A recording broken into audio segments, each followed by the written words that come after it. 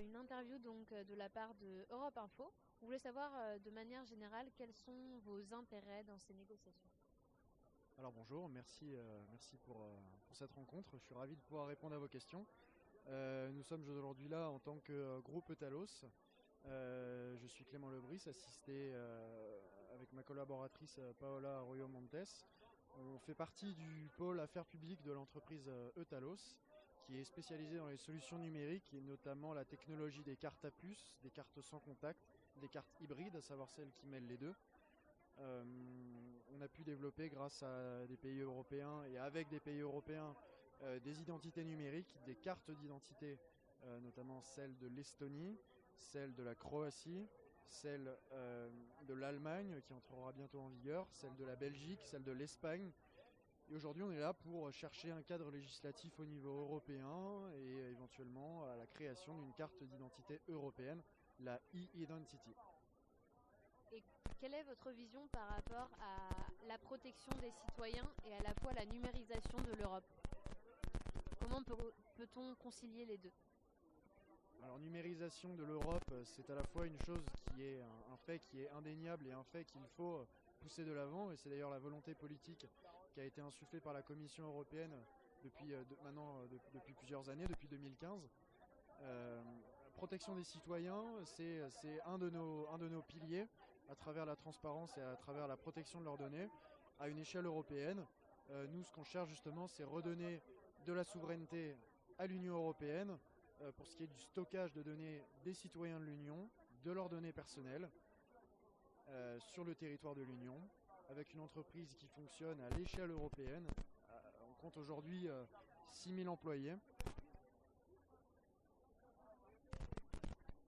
Nous sommes 6000 employés comme je le précisais et je tiens aussi à préciser que nous sommes une entreprise à l'échelle européenne puisque nos 6000 employés proviennent des 28 États membres de l'Union européenne.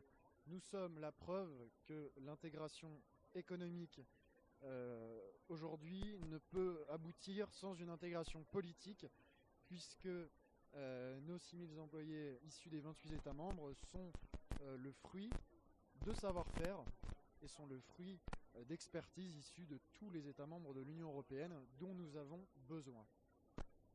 Comment souhaitez-vous faire entendre votre voix au sein de ces négociations par rapport à la fois aux différents lobbies et aux différentes délégations nationales? Alors on souhaite faire entendre notre voix et on souhaite porter nos intérêts. Aujourd'hui, comme je l'ai dit déjà, on n'est pas là pour vendre un concept ou vendre des cartes à puce. On est là réellement pour chercher un appui, un cadre législatif au sein des institutions de l'Union européenne et des États membres de l'UE, savoir si un cadre est éventuellement possible à trouver. Et au niveau des lobbies, on a des alliances éventuellement possibles avec certains lobbies. On aura évidemment des divergences sur des points de vue idéologiques, mais on va tout faire pour rechercher un consensus, même au sein des lobbies. Justement, quand on parle des alliances avec des délégations nationales, vous parlez tout à l'heure de la e-identity, et on sait que c'est quelque chose que l'Allemagne et la France défendent. Est-ce que par exemple ils peuvent se servir de vous pour peser dans les négociations, ou inversement, est-ce que vous pouvez appuyer leur position pour justement vous démarquer dans les débats? Alors jusqu'à maintenant, on a quand même trouvé un appui général auprès de la majorité des États membres de l'Union européenne qui sont prêts à franchir le pas vers une identité européenne, puisque tous les États membres sont d'accord qui serait le prolongement de la citoyenneté européenne qui avait été mise en place avec le traité de Maastricht. Oui, on pourrait être aussi un lobby pour ces États au final et faire peser leur poids dans les négociations. On serait même ravis de pouvoir adopter cette position, ce qui nous permettrait de représenter l'intérêt général à travers un intérêt particulier. Qu'est-ce que vous pensez du système actuel par rapport à la numérisation de l'Europe? Est-ce que vous le pensez satisfaisant ou est-ce que pour vous il y a beaucoup de choses à améliorer par rapport à la sécurité notamment? Par exemple, nous on a fait un micro-trottoir, on s'est rendu compte que les citoyens n'avaient pas forcément confiance quand ils utilisaient les outils numériques, ne s'en sentent pas forcément en sécurité. Quelle est votre position par rapport à ça? Moi, ma position, je pense qu'il faut informer le citoyen. Et c'est d'ailleurs aujourd'hui le problème de l'Union européenne en général. je pense qu'il y a un réel manque d'information du citoyen. L'avantage de cette e-identity, c'est que le citoyen européen aurait accès à ces données, sait ce qui est stocké sur lui, à savoir ses informations personnelles, son nom, son prénom, sa date de naissance, son lieu de naissance, véritablement son identité, mais aussi son dossier médical par exemple, qui lui permettrait d'être identifié comme patient dans un hôpital croate, comme un hôpital italien, comme un hôpital espagnol, en cas d'accident, en cas de maladie, au sein de toute l'Union européenne. Donc oui, je pense que le système de sécurité est à améliorer. Les choses sont toujours à améliorer, vous savez, mais le cadre légal tend vers une meilleure protection du citoyen, on en est convaincu. D'accord, mais un tel dispositif, c'est peut-être concrétisable par exemple dans des pays comme l'Estonie, qui sont très numérisés, mais est-ce que c'est concrétisable à l'échelle de l'Union européenne dans sa globalité? Ça va prendre du temps ou... Est-ce que d'ailleurs vous envisagez que ça se fasse par étapes, peut-être avec des stages d'expérimentation pour voir si c'est réellement concrétisable ou alors... Alors on pourrait dire que les stages d'expérimentation ont déjà été réalisés au niveau national auprès de différents États membres. Je pense que oui, une intégration de cette e-identity se ferait par étapes, puisque vous le savez, Rome ne s'est pas fait en un jour. Cette identity serait un pilier majeur de la citoyenneté européenne et évidemment il y aurait des complexités dans la mise en place d'un tel système. Et c'est pour cela que nous sommes là aujourd'hui, en tant qu'acteurs privés.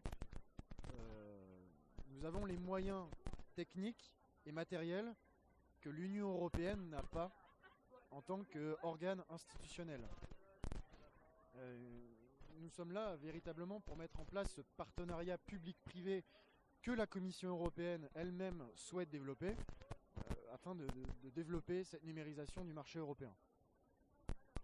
Quels sont les principaux avantages justement à cette création par exemple de cette carte européenne numérique? Quels sont les principaux avantages à cela pour les citoyens? Alors, le maître mot, je dirais, ce serait dans la simplification. Simplification pour le citoyen et simplification de l'information pour le citoyen, par le citoyen, je dirais.